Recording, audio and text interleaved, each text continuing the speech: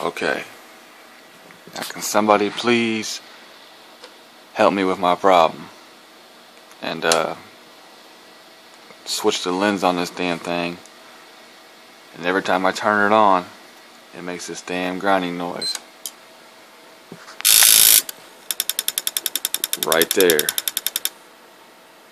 Can anybody tell me, like for real? I'm about to throw this damn thing out the window. I don't really care, just somebody, I don't care who it is, just anybody tell me what the hell am I doing wrong here. When I hold it down to go realign the drive, just watch.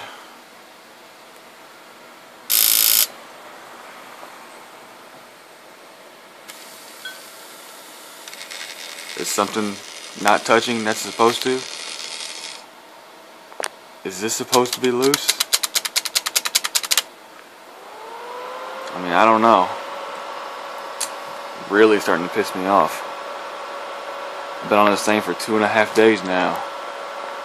And I appreciate the help, guys.